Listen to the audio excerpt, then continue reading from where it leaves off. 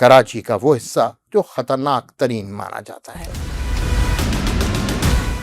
4 ایسے نام ہیں جنہوں نے مختلف ادوار میں کراچی کے جرائم پیشہ منظرنامے پر گہرا اثر چھوڑا۔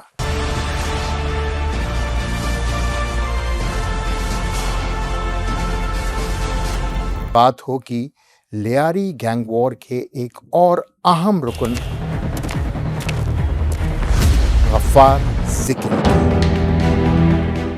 کیسے یہ ذکری فتنہ پاکستان کی سیاسی پارٹیوں کو اپنی انگلیوں پر نچاتا رہا۔ بے ضرر لگتے یہ ذکری عام لوگوں پر ظلم کے پہاڑ توڑتے ہیں۔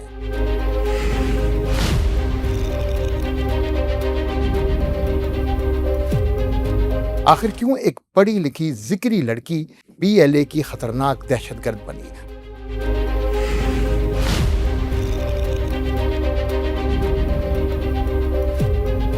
ویری امپورٹنٹ قسط۔ مصطفیٰ جانے رحمت پہ لاکھوں سلام۔ بسم اللہ الرحمن الرحیم۔ السلام علیکم ورحمۃ اللہ وبرکاتہ۔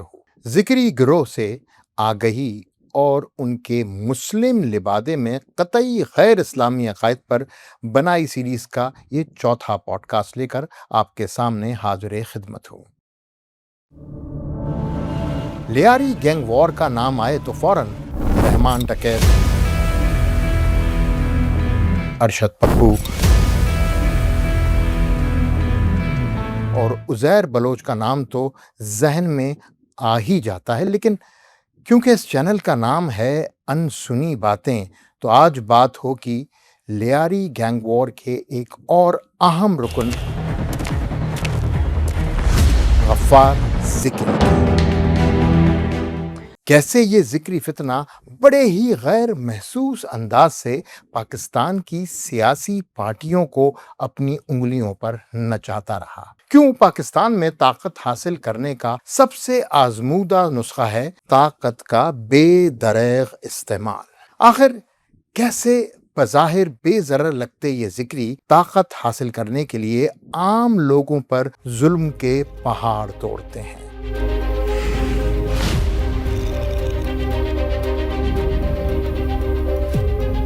اور ساتھ ہی سنیے ذکری خودکش حملہ آور ماہل بلوچ کی روداد۔ آخر کیوں ایک پڑھی لکھی ذکری لڑکی PLA کی خطرناک دہشت گرد بنی؟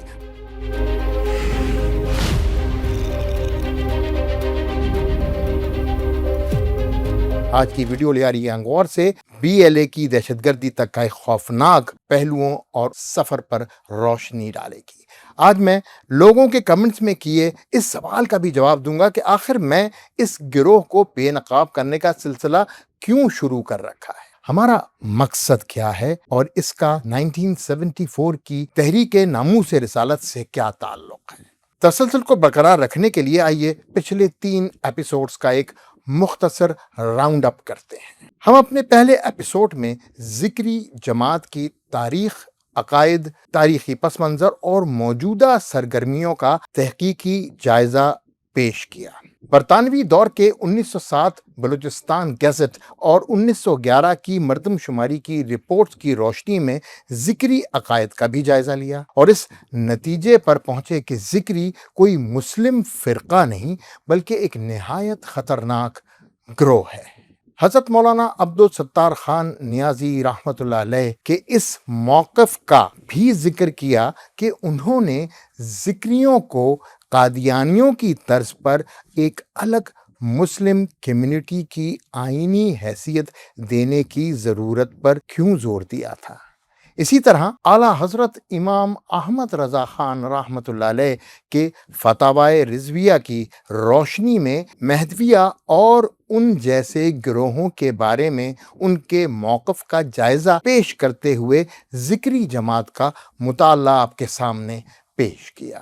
ذکری مذہب کے بانی ملا محمد اٹکی، کوہ مراد، ذکری حج، مکران میں ان کے تاریخی اثر و رسوخ، خان قلات کے دور میں ہونے والی کشمکش، برطانوی دور کی تبدیلیوں اور موجودہ دور میں بلوچستان، کراچی اور دیگر علاقوں میں ان کی موجودگی اور سرگرمیوں پر بھی میں نے روشنی ڈالی تھی۔ دوسری قسط میں ذکری جماعت کی تاریخ کو مکران کی اسلامی، سیاسی اور جغرافیائی اہمیت کے تناظر میں بیان کیا۔ ابتدا میں خلافت راشدہ کے ادوار میں مکران کی اہمیت حضرت عمر فاروق، حضرت عثمان غنی، حضرت علی رضی اللہ تعالی عنہ کے زمانے میں اس کی سرحدی اور عسکری حیثیت اور بر صغیر میں اسلام کے پھیلاؤ اور اس کے کردار پر بھی میں نے روشنی ڈالی۔ اس کے بعد ذکری تاریخ کے ایک اہم کردار کا ذکر ہوا، ابو سعید بلیدی۔ اس کا عمان سے تعلق تھا، ملا محمد اٹکی سے وابستگی اور مکران میں بلیدی حکومت کے قیام کا ذکر کیا گیا۔ اسی تناظر میں ذکری مذہبی روایات کو کوہ مراد اور کوہ امام کی حیثیت اور ذکری حکومت کے دور میں پیش آنے والے تاریخی واقعات کو بیان کیا۔ خان آف قلات میر نصیر خان نوری کی ذکری حکومت کے خلاف مہم، احمد شاہ ابدالی کے ساتھ ان کے تعلقات، بلوچستان میں اسلامی نظم حکومت کے قیام اور ذکری اقتدار کے خاتمے پر بھی گفتگو کی گئی تھی۔ تیسری قسط میں نے ذکری جماعت کے بارے میں پائی جانے والی اس رائے کا جائزہ لیا جو کہ یہ کہتی تھی کہ یہ ایک سویا ہوا فتنہ ہے جس پر گفتگو نہیں ہونی چاہیے۔ تاریخی پس منظر اور امام احمد رضا خان رحمۃ اللہ علیہ کے فتویٰ کے حوالے سے یہ موقف پیش کیا گیا کہ ایسے عقائدی مسائل سے پر وقت آگاہی دینا کیوں ضروری ہے۔ ڈاکیومنٹری میں خان آف قلات کے دور کے بعد برطانوی راج، جرگہ نظام اور پھر میر احمد یار خان کے دور میں ذکریوں کو دعوت اسلام دینے کی منظم کوششوں کا بھی ذکر کیا گیا ہے، جس کے نتیجے میں ذکری قیادت کی لزبیلا کراچی کے بالکل ساتھ ایک جگہ ہے جانب منتقلی اور بعد ازاں کراچی اور بلوچستان میں ان کی موجودگی پر گفتگو کی گئی۔ ویری امپورٹنٹ قسط۔ ایک نہایت اہم پہلو بین الاقوامی اداروں اور مغربی میڈیا خصوصاً UNHCR، Canadian immigration and refugee board اور BBC کی رپورٹس کے تناظر میں ذکری جماعت کے بین الاقوامی پیشکش اور اس کے ممکنہ اثرات کا تجزیہ کیا گیا۔ آپ لوگوں کے لیے پچھلی 3 ایپیسوڈز کو دیکھنا بہت ضروری ہے۔ میں نے ذکری کے نام سے ایک الگ پلے لسٹ بنا دی ہے تاکہ آپ کو یہ ویڈیوز ڈھونڈنے میں زیادہ مشکل پیش نہ آئے۔ تو جناب والا اب چلتے ہیں بدنام زمانہ لیاری، کراچی کا وہ حصہ جو خطرناک ترین مانا جاتا ہے۔ پاکستان میں جمہوریت کو بار بار غیر آئینی مداخلتوں، سیاسی عدم استحکام اور کمزور ادارہ جاتی ارتقاء کے باعث مضبوط ہونے کا موقع نہ مل سکا۔ نتیجتاً کئی ادوار میں سیاسی نظریات اور عوامی خدمت کے بجائے طاقت، دھونس، اسلحہ اور مقامی غلبے کے گرد گھومتی رہی۔ لیاری گینگ وار اسی تلخ حقیقت کی ایک نمایاں مثال ہے، جہاں مسلح گروہوں کو مختلف ادوار میں سیاسی مفادات، انتخابی اثر و رسوخ اور علاقائی کنٹرول کے لیے استعمال کیے جانے کے الزامات سامنے آتے رہے۔ اس طرز سیاست نے نہ صرف لیاری کو خون ریزی، بھتہ خوری، اغوا اور خوف کی علامت بنا دیا بلکہ جمہوری عمل پر عوام کا اعتماد بھی مجروح ہو گیا۔ جب سیاسی اختلافات کا فیصلہ ووٹ کے بجائے بندوق، دھونس اور جرائم پیشہ عناصر کے ذریعے ہونے لگے تو جمہوریت اپنی اصل روح کھو دیتی ہے اور محض ایک انتخابی رسم، ایک ایسی رسم جو کہ صرف دکھائی جاتی ہے، بن کر رہ جاتی ہے۔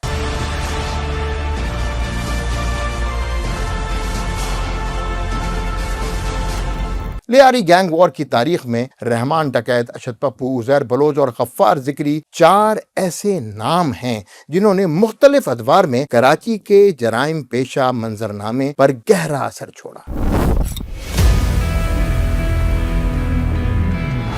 رحمان ڈکیت اور ارشد پپو کی دشمنی اور ان کے مسلح گروہوں کی کشمکش نے لیاری کو طویل عرصے تک خون ریزی، بھتہ خوری اور ٹارگٹ کلنگ کی لپیٹ میں لے رکھا تھا۔ ایسے ماحول میں غفار ذکری ایک اہم اور متنازع کردار کے طور پر سامنے آتا ہے، جسے لیاری گینگ وار کے نمایاں گروہی رہنماؤں میں شمار کیا جاتا ہے۔ مختلف ادوار میں اس کے گروہ پر قتل، بھتہ خوری، اغوا برائے تاوان اور مسلح تصادم جیسے سنگین جرائم کے الزامات عائد ہوتے رہے، جبکہ قانون نافذ کرنے والے اداروں نے بھی اس کے نیٹ ورک کے خلاف متعدد کارروائیاں کی۔ لیاری گینگ وار کا یہ چورس اس بات کی علامت بن گیا کہ جب جرائم، مقامی طاقت اور سیاسی مفادات ایک دوسرے میں گڈمٹ ہو جائیں تو اس کی سب سے بھاری قیمت عام شہریوں کو ان کی جان و مال کی صورت میں دینی پڑتی ہے اور ریاستی ریٹ کمزور ہو جاتی ہے، جس کا خمیازہ بھی شہری بھگتتے ہیں۔ رحمان ڈکیت، ارشد پپو اور غفار ذکری تینوں اپنے اپنے وقت میں کراچی کی گینگ وار کے بڑے نام تھے، مگر انجام سب کا ایک جیسا ہوا۔ رحمان ڈکیت 2009 میں، ارشد پپو 2013 میں اور غفار ذکری 2018 میں گئے، مگر وہ کراچی، خصوصاً لیاری کی سیاست اور جرائم کی دنیا میں ایک گہرا اور دیر پا اثر چھوڑ گئے۔ غفار ذکری کا تعلق اصل میں بلوچستان کے ضلع آوران کے علاقے کلوا سے تھا، لیکن اس کی پرورش کراچی کے علاقے لیاری میں ہوئی۔ آوران کے علاقے میں آج بھی ڈاکٹر اللہ نذر بلوچ موجود ہے، جو کہ BLF کا مشہور زمانہ دہشت گرد ہے، اور اس کا تعلق بھی ذکری گروہ سے ہی ہے۔ غفار ذکری کا تعلق بھی ذکری گروہ سے ہے، اور اس کے والد کا نام ہے عیسیٰ بلوچ، جو کہ کراچی کے فشری ڈپارٹمنٹ کے کیفے کا کانٹریکٹر تھا۔ یہ لوگ کوئی غریب لوگ نہیں تھے، لیکن جرائم کے ماحول میں غفار ذکری نے آہستہ آہستہ گینگ وار کی دنیا میں قدم رکھا اور بعد میں لیاری کے خطرناک گینگ لیڈروں میں شمار کیا جانے لگا۔ کہا جاتا ہے کہ پیپلز پارٹی اور MQM دونوں سیاسی پارٹیاں غفار ذکری سے قبضہ گروپ کا کام لیتی تھیں۔ SHO چودھری اسلم خان، جو کہ لیاری گینگ وار کے ایک مشہور کردار ہیں اور جو کہ بعد ازاں TTP کے ایک خودکش حملے میں مارے گئے تھے، انہوں نے غفار بلوچ کے سر کی قیمت 25 لاکھ روپے رکھی تھی۔ کہا جاتا ہے غفار ذکری نے چودھری اسلم کے سر کی قیمت 50 لاکھ روپے رکھ دی تھی۔ غفار ذکری became a terror، اور پھر غفار ذکری رحمان ڈکیت کی موت کے بعد لیاری کا بے تاج بادشاہ بن گیا، اور پھر 4 اکتوبر 2018 کو کراچی میں ایک پولیس آپریشن کے دوران وہ بھی مارا گیا۔ اب ہم اپنی ڈاکیومنٹری کا رخ خوفناک جرائم میں ملوث ذکریوں سے پڑھے لکھے ذکریوں کی طرف لے کر جائیں گے۔ Very important to understand Mahal Baloch. Mahal Baloch کون تھی؟ کیا وہ ذکری تھی؟ اگر وہ ایک پڑھی لکھی لڑکی تھی اور پڑھے لکھے خاندان میں پیدا ہوئی تھی تو پھر وہ خودکش حملہ آور کیسے بنی؟ ماہل بلوچ گوادر کے ایک ذکری گھرانے میں پیدا ہوئی۔ اس کے باپ کا نام حمید بلوچ ذکری ہے۔ حمید بلوچ ذکری کئی بار گوادر یونین کونسل کا چیئرمین رہا ہے۔ ماہل بلوچ نے ڈگری کالج گوادر سے آرٹس میں گریجویشن کی ڈگری لی اور 2021 میں یونیورسٹی آف تربت کے LLB پروگرام میں داخل ہو گئی۔ بعد ازاں وہ بلوچ لبریشن آرمی BLA میں شامل ہوئی، جہاں اسے مبینہ طور پر 2023 میں مجید بریگیڈ کا حصہ بنا دیا گیا۔ 26 اگست 2024 کو اس نے ضلع لزبیلا کے علاقے بیلا میں ایک فوجی تنصیب پر خودکش کار بم حملہ کیا، جس میں 14 سیکیورٹی اہلکار شہید ہو گئے۔ یہاں یہ بات ضرور کرتا چلوں کہ ذکری ہر قسم کی نماز کے سخت منکر ہیں، اس لیے وہ جنازے کی رسم کو بھی ذکر جنازہ کہتے ہیں۔ گوادر میں ان کا جنازہ ادا کیا گیا، ذکری جنازہ، اور حیرت انگیز طور پر بہت سے مسلمانوں نے بھی اس میں شرکت کی۔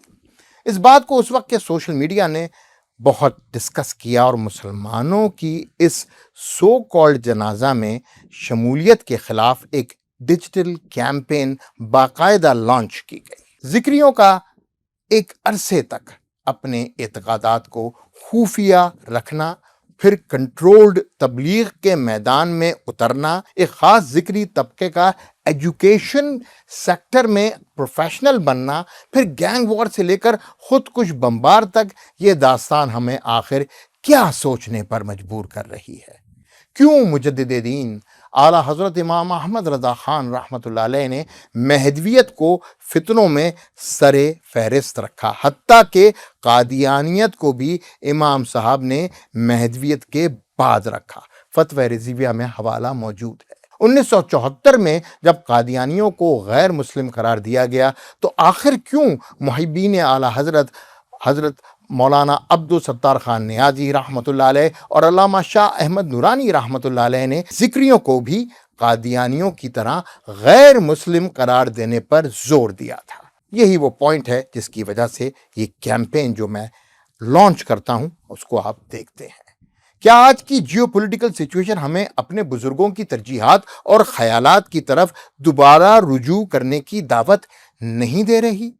ذکری قادیانیوں سے کہیں زیادہ خطرناک گروہ ہے، کیونکہ پاکستان کی سیاست میں گینگ وار گروپس کے ذریعے اور BLA کی مسلح دہشت گردی کے ذریعے پاکستان کو اندر سے کھوکھلا کرنے کے ساتھ ساتھ مکران جیسے آل امپورٹنٹ ریجن میں اپنا اثر و رسوخ بڑھا رہے ہیں۔ بلوچ نوجوان تنظیم BSO میں زیادہ تر عہدیدار ذکری ہیں۔ یوں بلوچستان میں بدامنی اور دہشت گردی کو معصوم جوان خون ذکری مہیا کر رہے ہیں۔ اگلی قسط میں شیعہ ذکری تاریخ پر مفصل ڈاکیومنٹری پیش کروں گا تاکہ آپ اس فتنے کو امریکہ، اسرائیل اور ایران جنگ کے تناظر میں بھی دیکھ سکیں اور سمجھ سکیں۔ انسنی باتیں، جواد رضا خان۔ مصطفیٰ جان رحمت پہ لاکھوں سلام،